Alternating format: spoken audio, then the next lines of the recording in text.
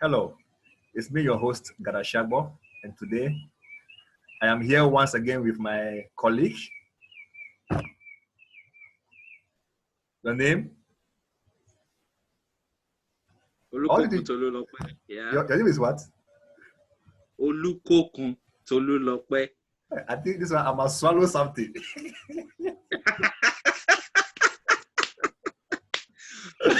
I must swallow something before I say the name properly. No, not really. If you can go into your Bible, Isaiah chapter 60, verse 5, the Okay. abundance of the sea shall be converted unto thee. And that's where that name came out from. Yeah. Abundance. Of the sea shall be converted unto you. Oluwayokokun. Olukokun. Oh, okay. So Kun is sea in Yoruba. And we are like learning that. Yoruba now. Okay, Among other so things. this is the African EV podcast where we talk about sustainable energy and transport solutions. Today, I think Olukokun is starting the discussion. He has some fantastic news for us. So, Yeah. Olukokun, you have the floor. So, welcome on board. I mean, this is a very interesting one. If you can imagine, this is year 2020 and we have news like this. So let us discuss it. Let me put this headline up in a GV. It's pardon me. I mean,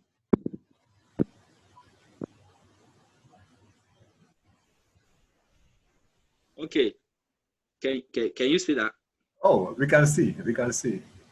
So, the lower house of assembly in Nigeria had a session and they discussed about use of electric vehicles, and the resolution is that it is dangerous for Nigerians' economy.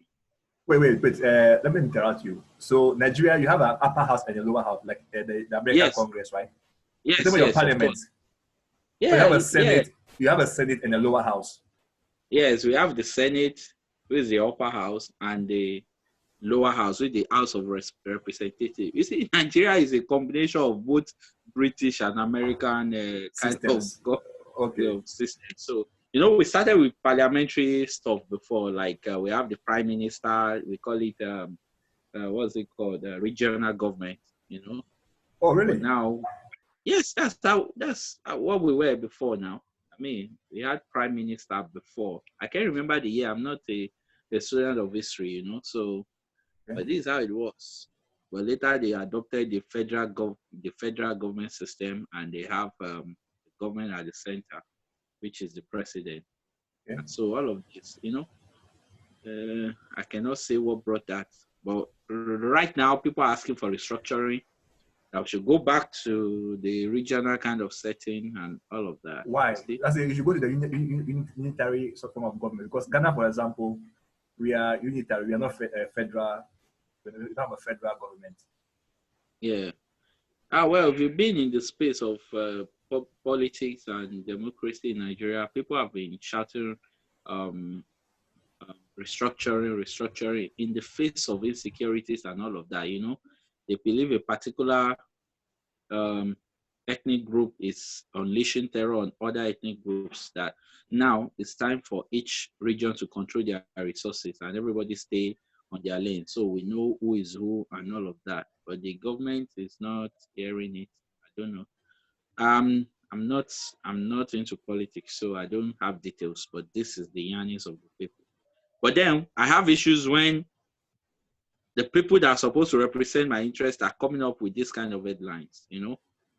I saw the headline and I felt disgusted upon all the um, advocacies, the advantages, and the merits of having this kind of systems, the e-mobility, the sustainable transport, and all of that. Our society, some set of people are still looking at oil and gas as the main thing. You see, in a way, it makes sense because, of course, oil and gas will still go. I mean, can I go back to my normal video right now, right? Or I should Yeah, let this. we can go back and we can put this on later. second.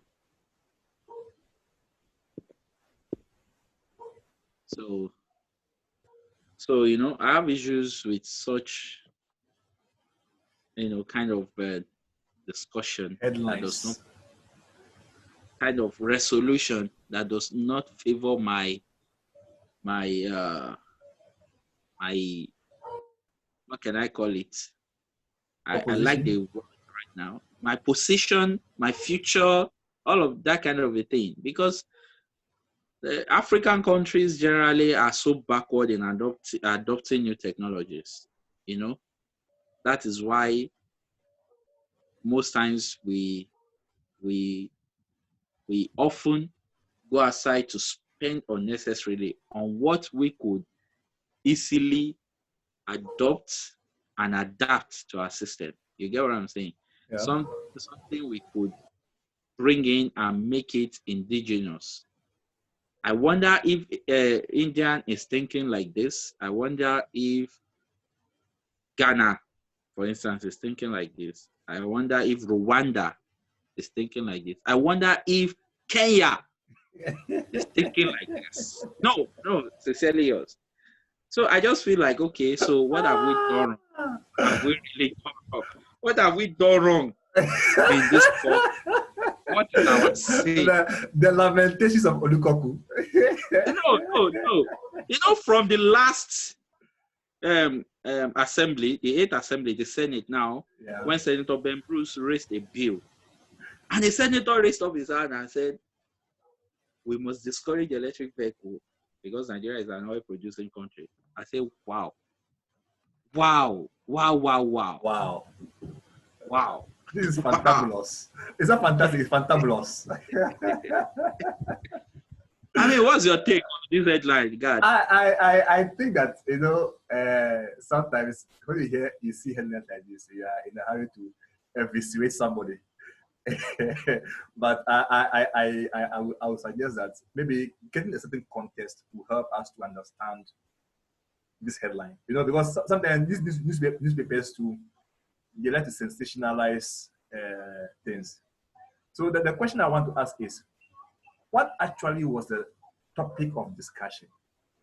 Was it electric vehicle adoption, or it was something that's supplementary to the main discussion?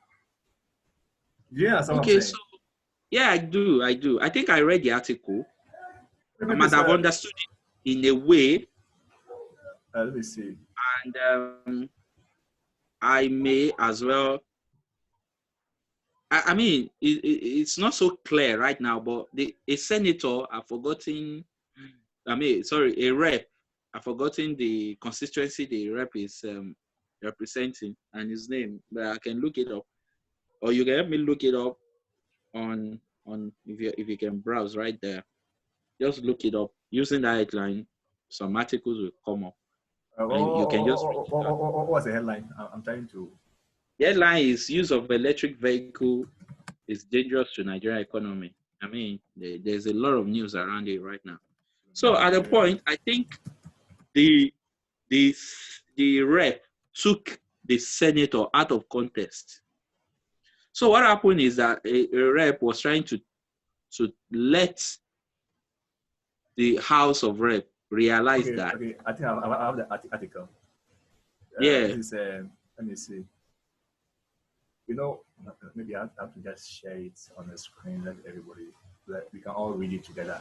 Because, you know, I am tempted to say that, oh, it's because they are thinking of Nigeria as an oil producing country or whatnot. But it's always a factor in every discussion.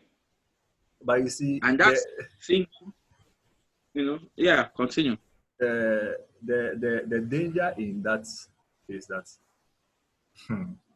okay, this is the man. Let me share the screen so our audience can see. Okay, so can you see? Use of electric cars dangerous for Nigerian economy.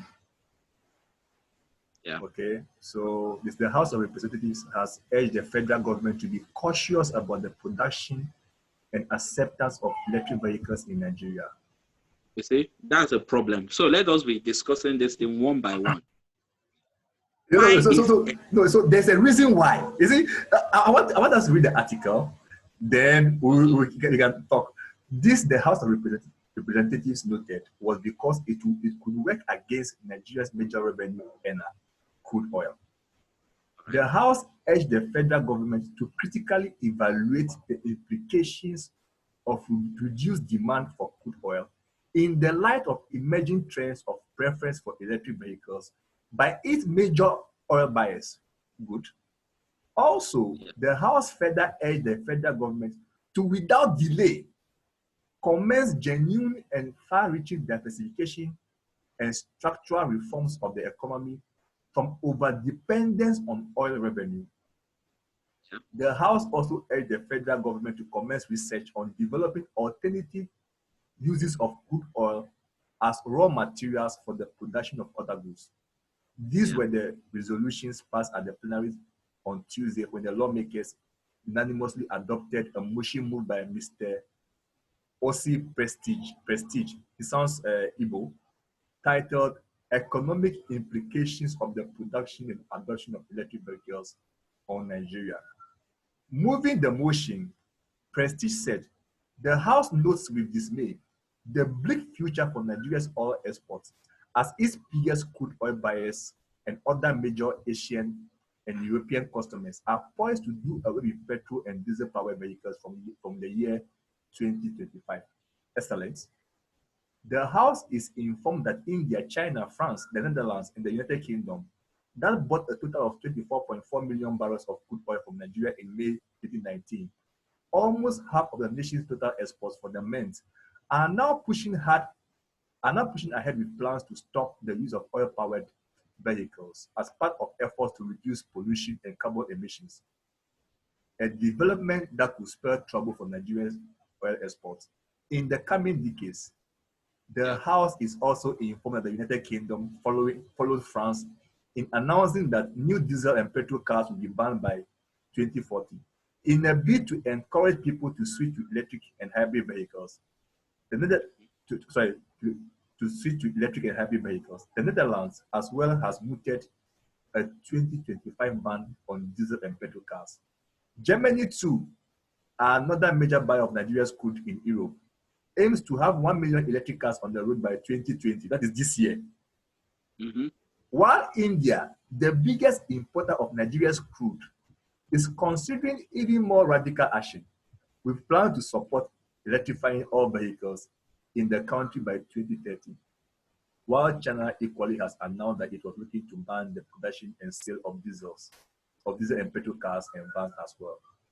According to the lawmaker, if more countries follow the same path, the development could translate to a drastic reduction in the demand for crude oil globally.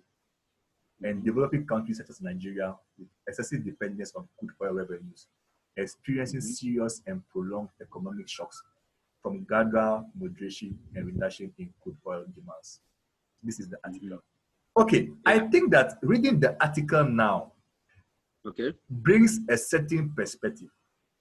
You see, because just looking at the headline alone, it sounds so, to me, ridiculous. But when I read the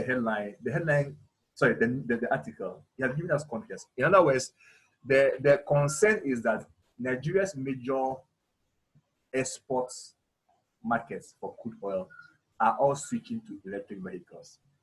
So it is electric vehicles are injurious to the Nigerian economy. That is without question a valid point. Yes. It is very, very valid. Yeah. Okay. But it goes a bit more than that. You see, because oil is not going to vanish anytime soon. All right. Anybody who says that oil is going to vanish is lying to himself. However, what's going to happen as more and more people switch to electric vehicles is that there's going to be more and more surplus. You know, currently we have oil prices collapsing. Why? Because Saudi Arabia has decided to oversupply the market. Basically, they are fighting for market share, so they are pumping excess oil into the market. And now oil prices have collapsed. I think currently, let me see, current oil price. So See. WTI is what? $22 per barrel. 22.63 cents. Yeah, that's what I'm saying. Brent crude is $29 per barrel. Okay. Now, what this means, and you see, this is being caused by oversupply.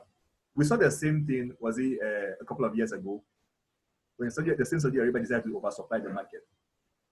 What is happening then is that with the lower prices currently, okay, if you are a country that your oil is very expensive to extract, like Nigeria, most of your production is offshore, right? Mm-hmm. All right. Yes. Offshore means that you have to spend more because offshore there's more resources involved than onshore. And even the offshore, there's near offshore, there's middle offshore, and then there's the deep. The deeper you go, the more expense you make. All right. So if let's say Nigeria needs to spend $40 per barrel in order to extract oil, and today oil is selling at $29 per barrel, it means that, hey, Nigeria cannot compete. I hope you understand, because it is not economical. Yeah. All right. It's just like using 10 naira to produce 1 naira coin. You get what I'm saying? Good. It doesn't make economic sense. Okay, maybe there's another reason why. It's costing you more than the value. Good, yeah. Good. So this one without question is a fact. All right. Yes, it's a fact. You see, please, you asked me for my opinion. Let me break it down. Okay. The other side of this is that you see that excuse me, I keep coughing. The other side of this is that you see this situation that we have currently is caused by a producer oversupplying the market. But with the increased usage of electric vehicles, we are having a demand destruction. So demand is evaporating, especially from the vehicle side. Okay? Mm-hmm. So that demand, unless you are able to find an alternate use for it, your price must come down and it will stay down. Mm-hmm. All right? Yeah. Now, the other side of this argument, which most people don't think about, is that all oils are not the same. Yeah. Okay. Oil is evaluated based on the density and the sulfur content. So you can have, I think the oil from Saudi Arabia, for example, is very black and thick. But the oil from Nigeria, West Africa, our oil is very light and with less sulfur. Basically, Brent is a light, sweet crude. I hope you get what I'm saying. And most refineries are set up to refine a certain type of oil. I don't know whether I get what I'm saying. So a refinery, for example, that is set up to refine crude oil from Nigeria, can we just turn around and import oil from, let's say, Venezuela or Saudi Arabia, whose oil is thicker with higher sulfur content? I don't know whether you're getting it. I'm getting you. So sometimes what the refineries will do is that they will buy maybe some oil from Saudi Arabia that is has high sulfur content and is very dense, and then buy some from Nigeria that is less sulfur content, less dense, and mix or viscous, and mix the two to get a blend that they can use to refine. I hope you hear what I'm saying.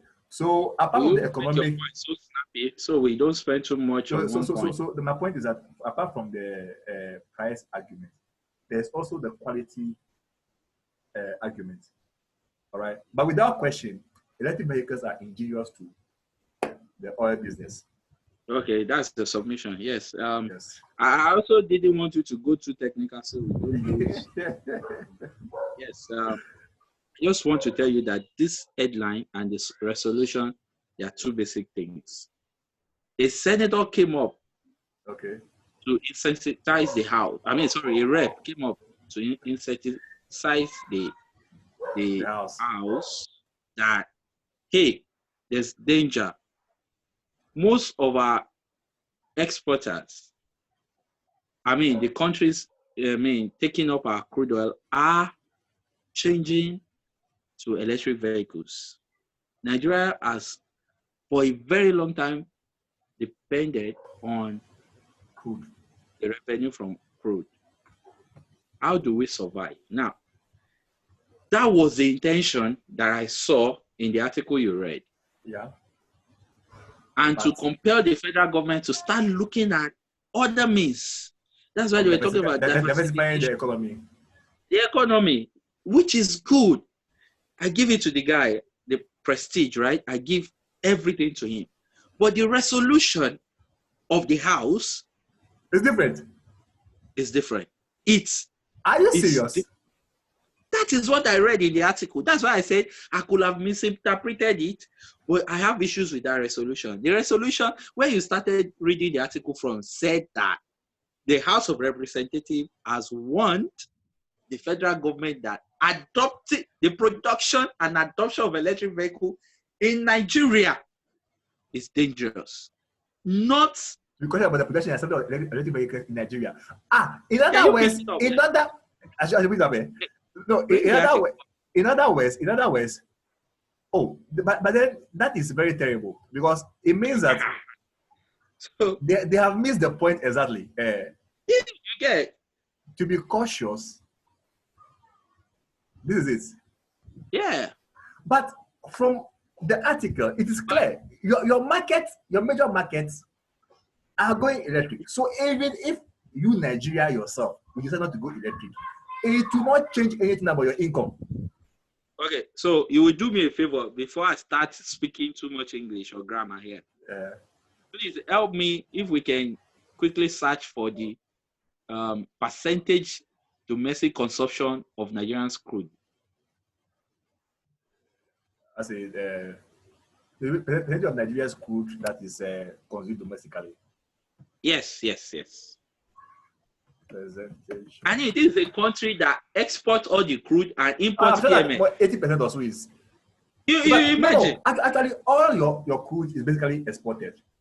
Yes. And then you buy refined because your refineries are not working.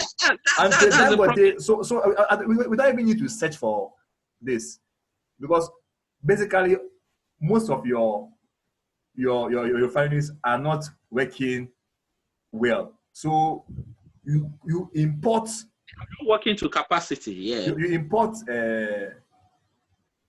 refined and export crude. Basically, I don't know when Dangote's refinery is going to come online. Maybe this year or next year. I don't know. But well, I think they're gearing up so fast. Until it comes online, we are basically a net exporter of crude and a net importer of refined. Yeah, you see, these are the gimmicks. These are how these people are making money. I don't have names, but subsidy issue, we've had subsidy issue because you export and you spend a lot of crude. money on subsidies, a ridiculous amount of money. Imagine that you export crude, for a particular amount of money where you can have how many products from, then you import a refined product, one of the refined product. Then you have to subsidize the price. The refined product, I don't understand that logic. I don't know who is making, but because some people are profiting from it. This is very easy. Somebody is either negotiating these contracts for the sale, and then the imports. I'm sure that we have people who own the importation businesses for this refined food. Yes, we have importers. They have political connections or political resources. What? I'm sure that the oil marketing companies too, the distributors, I mean, it's a whole value chain Then, of course, because of the power issue, this whole generator culture, all these people are looking at their piece of bread potentially evaporating. So, but they were supposed to be representing the interests of the people, not themselves. But this is the case we find ourselves. I mean, this is the situation we find ourselves Anyway, right now. I am not saying that the people in the house are into the oil business. All I'm saying is that the people who are in this oil economy, by and large, you have some political influence or political linkages. Okay. What I know is that we can start taking examples from different countries around us. So, because we have oil and gas now, and that is all we need to have. I mean, what about the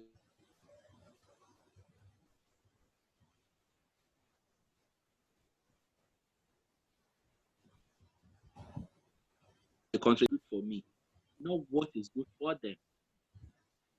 You understand what I'm saying? Yeah. So, as a representative, why are you discouraging the production and acceptance of electric vehicle when a senator even tried to make a bill for the adoption because it will, it's more economical for the people in the long run.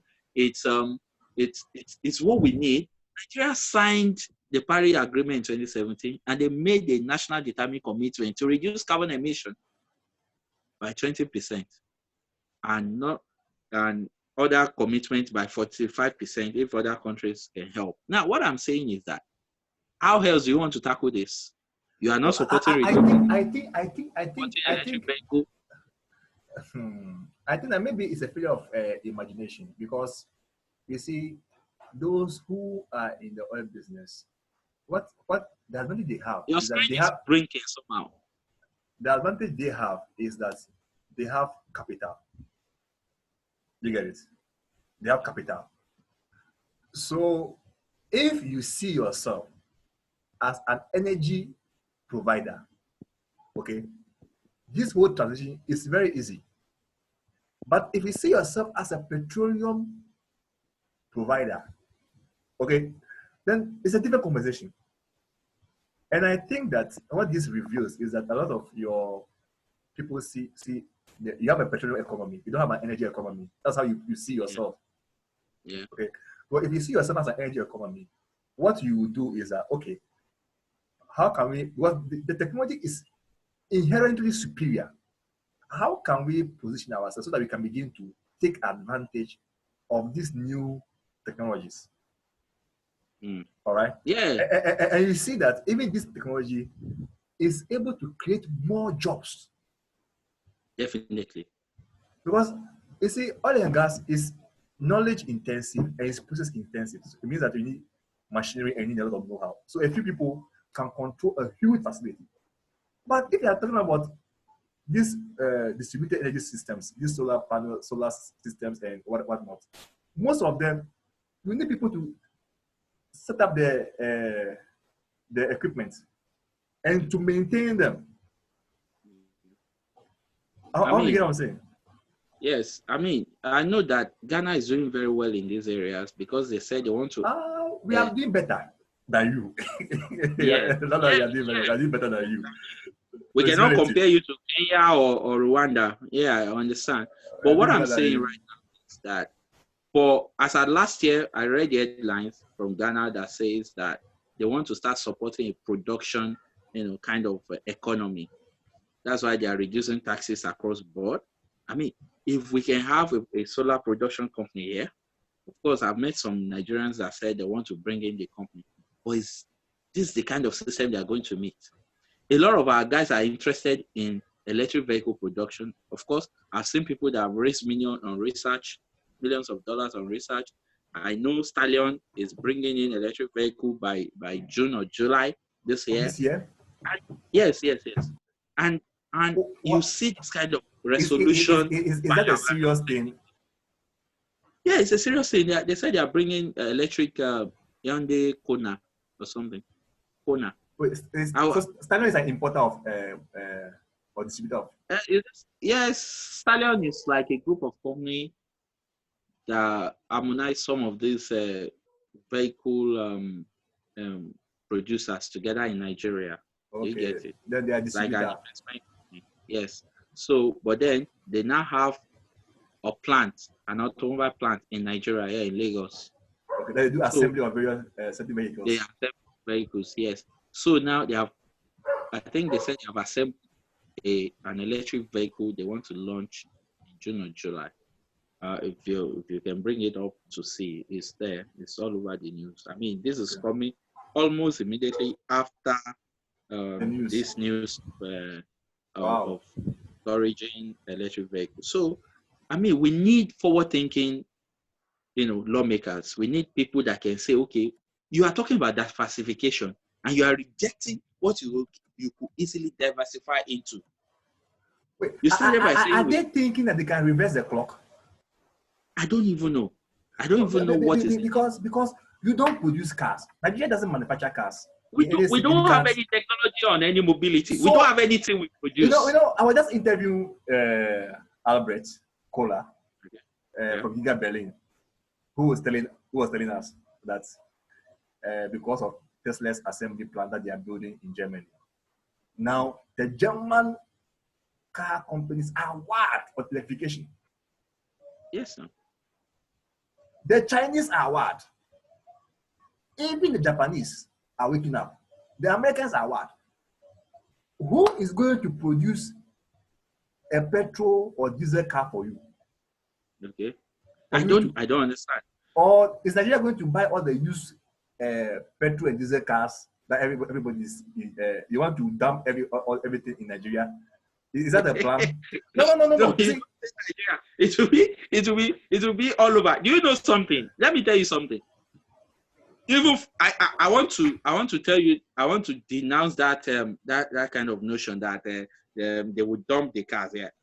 When the first EV1 by General Motors, what happened to it? Why didn't they export them to Africa? They crushed all of them. It's a different ballgame. It's a different ballgame. Don't let us go into it. But what I'm telling you is that those they didn't want anybody else to try it, experience the cars because it will pollute the people. I get it. Don't let us go into that. It's a discussion for another day.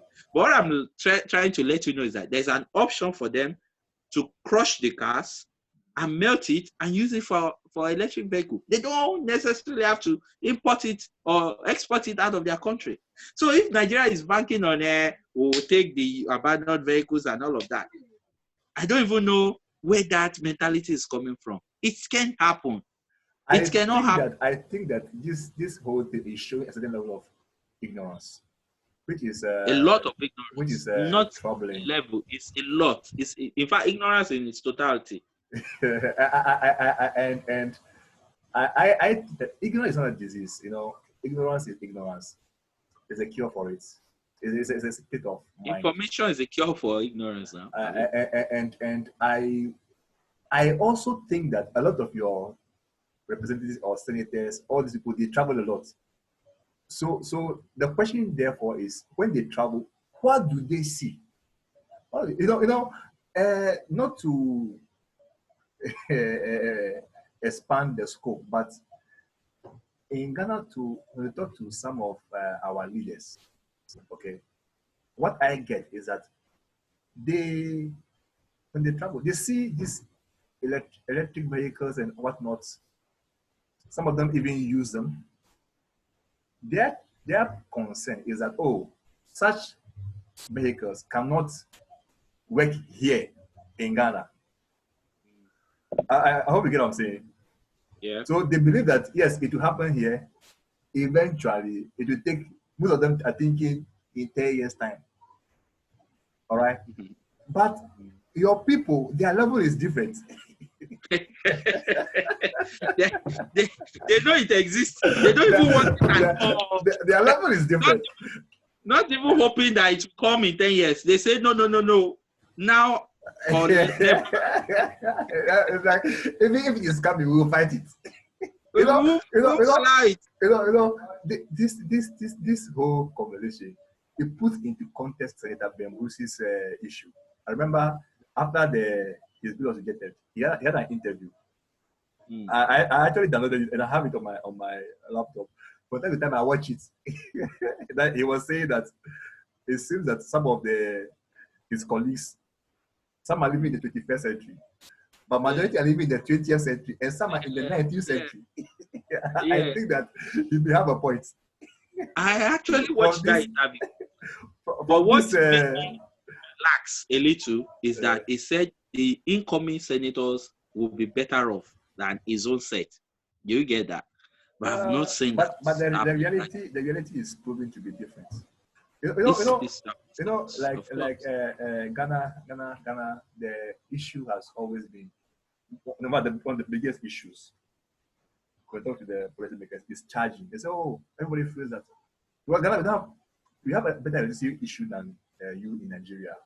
Yeah. But the issue has been that the concern has been. And don't forget that we are still supplying you, you know. Supply us what? You supply us I think, gas. yeah, gas. So no, some of our electricity generated are coming to you. You see, what we have majorly is distribution, right? How does that work? Nigeria is supplying us. I don't think so. We buy from. We don't buy electricity from Nigeria. I know we are We buy supplying a from neighboring country. Benin. You supply Benin. You supply Benin. Okay. Ghana sometimes buy from Cote d'Ivoire. Okay. But Ghana, our problem is not capacity. Our problem has always been the fuel. Okay. And then maybe sometimes the price of production. So if what Cote d'Ivoire is producing is cheaper than what we can produce, it just makes sense to buy from Cote d'Ivoire. How do you get what I'm saying? Yeah. But Nigeria cannot supply Ghana electricity because we don't have enough. I think we'll have to pause this discussion to continue later, you know. Anyway, but this is a topic we cannot finish today. You know? I mean, I think that instead of being discouraged, what this just shows is the level of opportunity that is the African markets or Nigeria, to put their name on it, because this shows that there's a space for awareness creation. I think that all these senators, if we have one EV, maybe a Tesla, or I mean, just even a Nissan Leaf, and you give all of them a test ride, I think that their tune will change. God, forget that notion. Senator Ben Bruce has done more than that. He brought in this Kia, the electric vehicle. He gave them test drive. They said it's nice. You get it, but they don't but want. They are thinking about their pockets. Of course, you see, that's all that it means. See, I'm in a place whereby personal interest come before the public interest. This is the situation we find ourselves, and I don't want to. See, we need to sit down and really analyze what is going on. When you say there's a space for information, there's a space for advocacy, my friend, it's not that these people are not aware. They know. That rather makes them dangerous because they know, and because of their profit motive, they are willing to suppress adoption so that they can maintain their revenue. But at the end of the day, they will still lose it. But then it will be an irreversible journey, a kind of peril we will not be able to reverse from. Because you see, in one way too, their hands are tied. These people, because right now, if let's say you start making policies where you are saying that, let's say, for example, you are putting a lot of extra taxes on EVs, the whole world will begin to look at you as scams. Of course, this kind of airline does not support any investors. So it's not going to favor you, number one. Yeah. So the only thing that you try and maintain is the status quo. However, when the citizens, forget about the politician, when the citizens start experiencing EVs, and I'm not Nigerians, you like to live the good life if you have the means. Is there anybody that doesn't like a good life? People, I know, but Nigerians, I mean, you have passion for the good life. You know, I think that Well, if that's a compliment, we'll take it. is it. I said if it's a compliment, we'll take it. It's a compliment. It's a compliment from my part. Also on my part. So I think that once the citizens start figuring out the convenience benefits, the economic benefits, and even the health and environmental benefits, practically, it's game over. You'll be rendered obsolete. You see, this is the example of somebody building a bridge across a river. Okay, so let me quickly ask this question. When you say until the citizens start experiencing it practically, how do you think that is going to be possible? How do you think the people? Because you see, because we are not living in a vacuum. All right. Is it the coronavirus? This coronavirus thing. No, I'm not asking. I'm not asking you why, guy. I'm asking you how. How? How? All you need is an example. All you need is to see one and to sit inside one. You see one and you sit inside one. How many people will sit inside one vehicle? You don't even need everybody. You see, when one person sits inside, tells his friends, tells them of his friends, then they start talking about it. Social media is there. You see, the difference is that now, as you're talking now, okay, 99.99% of the population have not seen these cars before. Can you see me going dark? You're a bit darker. No, it's time to end this. So because of your other meeting, but I think that once people begin to experience these vehicles in real for themselves, desire will change and expectation will change. Yeah, that's your point.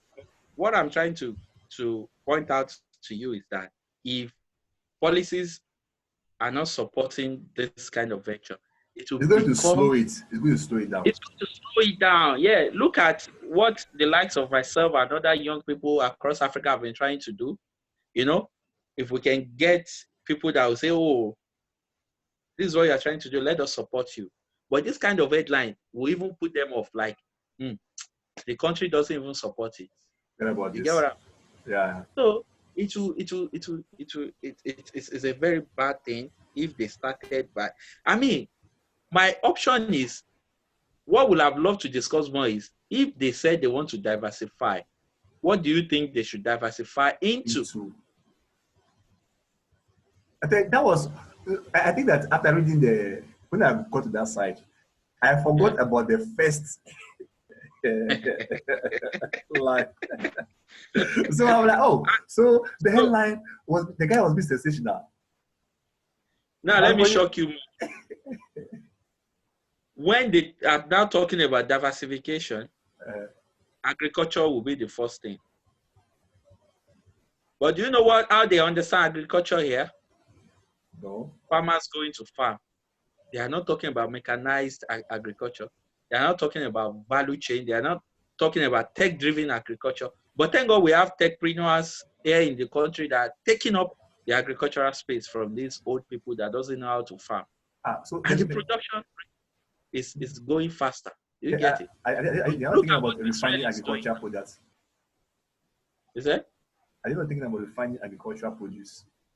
As in agri manufacturing. Well, anyway, God, pardon I think that we have to just let us end it. For the making of many books, there's no end. Yes. This is a fantastic topic, and we decided to have a short discussion about it. I'm sorry that he has taken more time than we thought it would take, but we are just excited and incensed at the same time. Bye bye, everybody. Yeah, take care.